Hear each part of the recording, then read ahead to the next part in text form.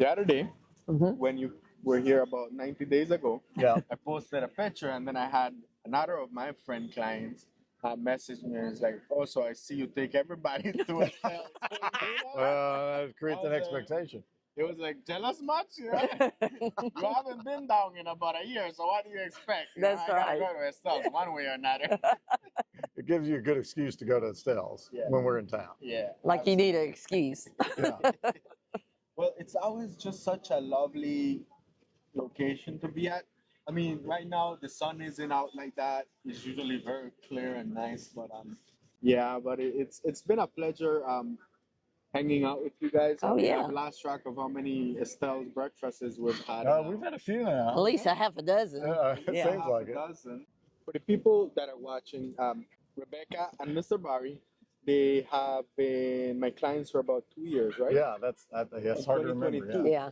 And it's been a journey for you. I mean, I know every time you guys come more often, right? Yeah. And I always love when you tell the story, Ah. Miss Becky, about how you guys found Belize. You go ahead and share it for Oh, us. yeah, absolutely. Because I don't think we had given it much thought, really. We always like going to warm places when you go on vacation, but our daughter had a study abroad program. She came down here back in, gosh, 2009. 16 maybe? Might have been later than that, but she just absolutely loved it. She loved the climate, but I think more than anything else, she just loved the people. And she said it was just so nice and relaxed. She's a veterinarian, so she was very interested in all the wildlife and all the variety of wildlife. And then also, I have to admit that she was injured while she was here, and it was very scary, but she still had, it was still positive. You know, the whole, even with her injury where she had a concussion and stitches, it still was a positive event for her. So there were stitches and concussions. Oh, Yeah, it was yeah. major. I mean, It involved horses. Let's just yeah, say that. yeah, let's say that. And so anyway, we were grateful she was okay, but the fact that she came back after that, you know, having that horrible experience, but still just like, you Thought it guys was got to great. go, you got to go. And she said, don't get on a horse, but y'all got to go. So we did. And it's just like, yeah, we started researching online first, because pretty much the first time we came here, we thought, this looks good on paper. Let's see how it looks in real life. And I think one of the things that attracted us, well, first of all, was Jesse's opinion, which we valued, but also that it was Who's Jesse? Jesse's our daughter. Oh. Yeah, I'm sorry, I should have mentioned that. Jesse's our daughter. But the fact that it was English speaking was a big pull for us, because unfortunately we were not bilingual, so that was helpful. Yeah. What would you think was a big we draw? work in real estate in the States, and we looked at how real estate is done here, how the laws are structured here, and how the dollar is tied to the American dollar. So it made a lot of sense on a lot of different levels for us. So nice. And you mentioned the whole horseback accident. So you guys haven't gone horse riding? No, Not yet, but I We am might. thinking about We it. might do that. I will wear a helmet. Oh yeah, they let you wear helmets now. Yeah, good. I think they forgot hers, but she has a hard head, so she was okay. But yeah, absolutely. I mean, that appealed to us, and we were looking at it as an investment because we are already invested in Tennessee, where we're from. But we also wanted something that we would enjoy and that we would love, and that possibly we could spend more and more time as we got older. And I think it's going to work out. Yeah, I mean, it's worked out really well. yeah. It's worked out really well. It never gets old. Every time we come here, we keep thinking we're going to come here sometime, and we're going to think, we need to get back home. But we never think we need to get back home. We're not in a We rush. need to. We Well, don't want need to.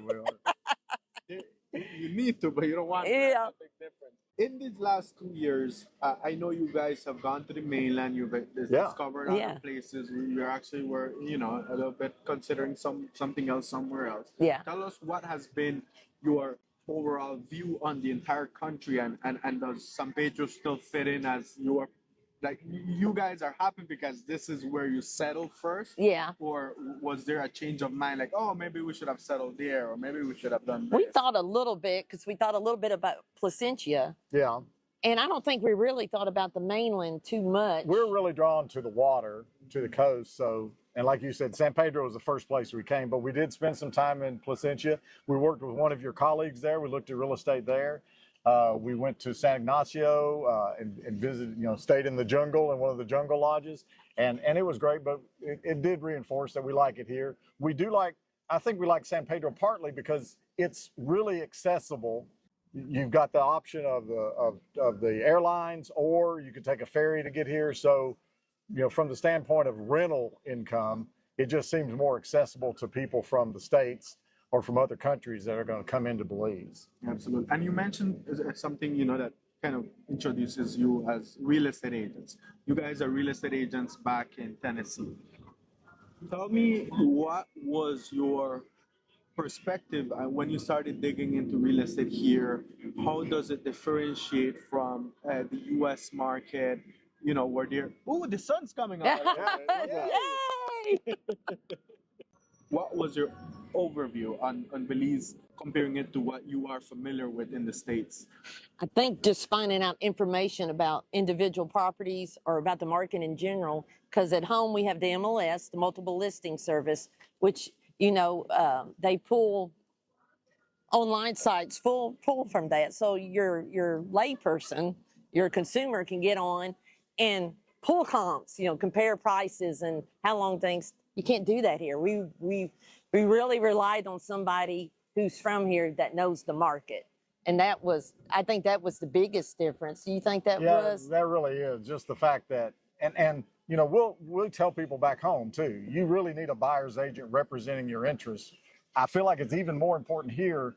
And you need a buyer's agent that's not just going to try to sell you what they have listed, that is keeping track, like you do, Job, of everything in the market, and has a relationship with these other companies and other agents and knows here's what's for sale, here's something that was for sale and might still be available, or something that's coming up soon. That means so much more here because you don't have an MLS, and there's just not a central repository of all that information. Did you guys did a little research on agents? You can be honest. I'm not gonna be mad. I mean, at the end of the day, you pick me, right? Honestly, your company and ultimately you were recommended to us by people we trust. Yeah. So, and that I appreciate them, and I appreciate that they give good advice because it's worked really well. And we have since, anybody that comes to us, then you have a fellow from Nashville that was looking up here? Absolutely. Job helped somebody else from Nashville. I was able to refer to Job that purchased here as well. Now, the closing process. Yeah. I mean, obviously, from the get-go, I remember we were like, we don't do that. We don't do the closing for you. Oh, yeah, You're fine. How was that process? Who helped you do that? What was your perspective after and now that 2 years later? We worked with Ryan Roble, and we were been really satisfied working with him. And one thing that we've done since that, and he advised us because we didn't even think about it. Yeah, we got and consulted with him. Do we need a Belizean will? And he said it will make things simpler if something should happen to you. So we had him draft a Belizean will for us just to simplify, because since we own property in Belize. Yeah. So it's been 2 years. You come every often. What has been the contrast from the first times you've come till now that you make it? This is kind of second home, right? Yeah. Home away from home. Yeah, it's our happy place for sure. We still get just as excited every time we come, but we do pack a lot. We've learned to pack. Yes. We would always bring too much. And I don't know, it's just, we would overthink things before we would come here. And it's so relaxed when you get here. And I think we didn't realize how much we could get here too. I mean, as far as supplies and even clothes for that matter. Yeah. Share your perspective on the cost of living here. You guys haven't fully lived here, but spending the time here and stuff like that, compared to where you guys are from. I think it's, again, us being from Nashville, if I was a tourist in Nashville, it's definitely more economical to come here than those people that come to Nashville to spend a weekend or a week. It is a higher cost of living in general. Staples at the grocery cost more than they do back home. Yeah. But it can be really affordable. And when you learn, for instance, we got off the plane this time and we stopped along the street.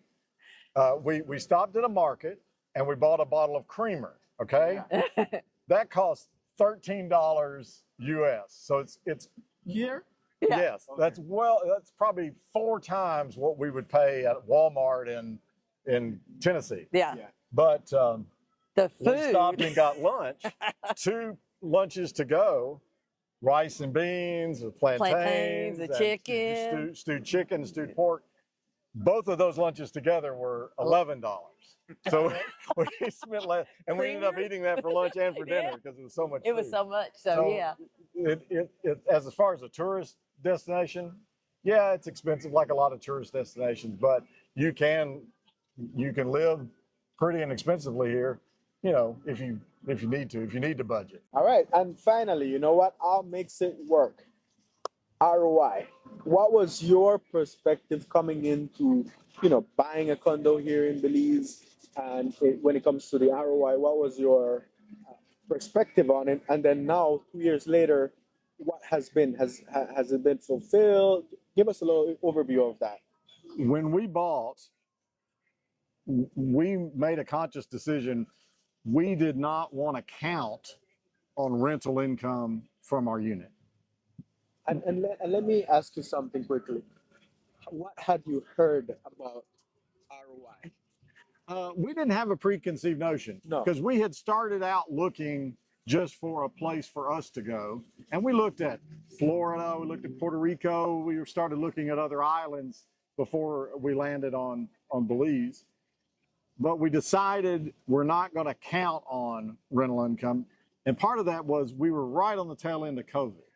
So the first day we set foot at Ambergris Caye was the day they removed the mask mandate for just walking up and down the streets. So that's how it was. And so the rentals were down. It had really impacted the island.